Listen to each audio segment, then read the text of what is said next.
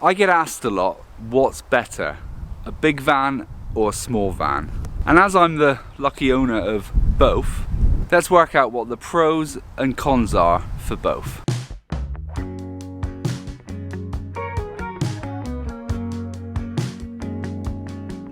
This video is sponsored by Surfshark VPN.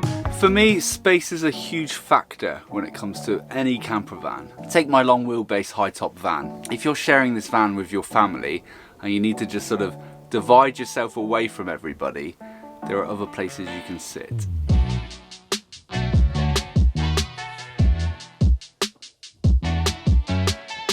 But then with a smaller van, you're pretty limited to where you can sit. Probably should have cleaned this floor before I did that. But then with a small wheelbase van, if you don't like the guy next to you, there's not really a lot you can do about it. Well, I don't like you much either, mate, to be honest. As far as space goes, I'd say it's pretty obvious that the big van takes the lead on this one. This van doesn't have very good headroom. If you're young and headroom isn't really that much of a big deal to you, then you could probably live without it. But as you get older, like I am, you need the space, and this van has got so much headroom I can even put my hands up and touch the ceiling. So as far as headroom goes, I'd say the bigger van takes the lead on this one. When you've got a small camper van, it's pretty obvious that it's going to be a lot easier to park. The smaller wheelbase is going to make it easier to reverse and easier to find a parking space big enough. Whereas with larger vans, you might find that your vehicle overhangs a parking space, and getting up nice and close can be a bit of an issue. But this doesn't have to be an issue if you've got a reversing camera. And without forgetting about height restrictions, a lot of car parks have a height barrier. It prevents you from getting into some parking spaces when you've got a higher roof. So as far as parking goes, I would say parking, hands down, the small van wins this one. Cooking wise, in a big van, it is nice to have a big kitchen. But if I'm honest, it's not actually that relevant. You see, because the majority of us that go camping and spend time with our vans normally cook simple food like pot noodles, burgers, hot dogs, that sort of thing.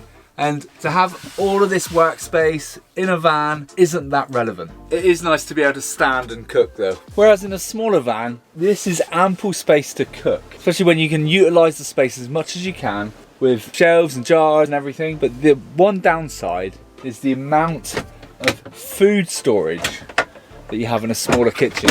It's really difficult to balance the space where you're going to keep your food and then keep your cooking utensils such as pots, pans, cutlery, all of that, cups, plates, bowls. Whereas when you have a bigger kitchen, it makes it a lot easier. But if you're inventive, you can make it so you can cook standing up with one of these vans. As far as cooking goes, they're both very practical, so I'd say both deserve a point on this one.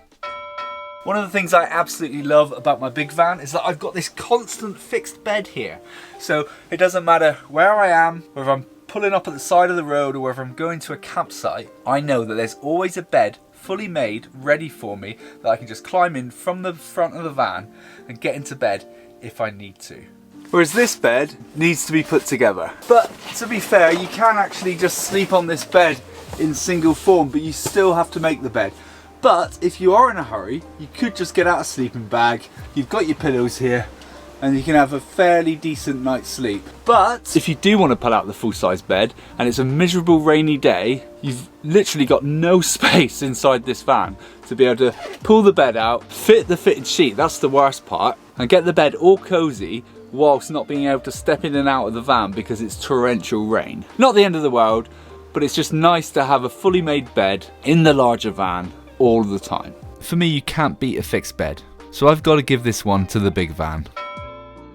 Now before we move on to my verdict on which van I prefer and my thoughts on which van you should get, here's a little bit about today's sponsor, Surfshark VPN. Surfshark VPN is a virtual private network, and we're coming to the end of 2023, and if you're not using a VPN, you should be. Now this YouTube channel is a business. I've been using Surfshark for coming on 3 years now, and something that would be a complete nightmare for me would be if this YouTube channel was hacked. And that's where Surfshark VPN comes in. A VPN encrypts your data and secures your personal information when using public Wi-Fi. If you're anything like me and you spend a lot of time out in your van and some of the places that you park up doesn't have great 5G, 4G or even 3G signal, then you might spend a lot of time in internet cafes or places where you need to tap into their Wi-Fi. And you log in and it comes up and it says unsecure network. Well, Surfshark VPN protects you against that by encrypting your information between your device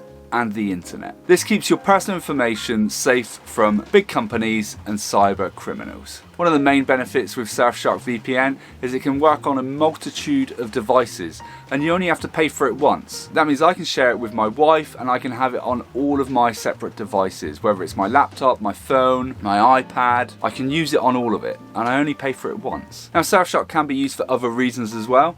Just say that there's a certain show that you want to watch on Netflix and it doesn't appear in your country. Well, you can actually change your IP address to America or to wherever you want to watch this specific show from, and it will give you all the access to every show that's not available in the UK. Alternatively, if you're on holiday and there's a certain show that you like watching in the UK and it's not available in the country you've travelled to, you can actually change your IP address back to the UK so you don't miss out on your favourite show. Now Surfshark are offering you a Black Friday deal, and if you use the link in the description and enter the promo code LOVESUNDAYS, you get an additional 6 months free. Thank you so much to Surfshark VPN for sponsoring this video.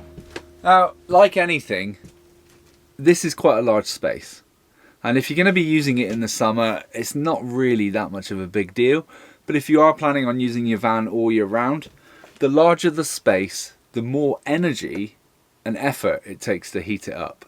So if you've got whatever form of heating that you have in your van, whether it's a diesel heater, whether you have electric fan heaters, anything like that, this is just a lot of space to get up to temperature. Whereas this space, as cramped as it may seem in the winter months, you almost get a little bit of cabin fever. It doesn't take a huge amount of energy to heat up, and it can also be quite cozy in here as well when it's nice and warm. Smaller spaces are easier to heat up, so this one goes to the small van.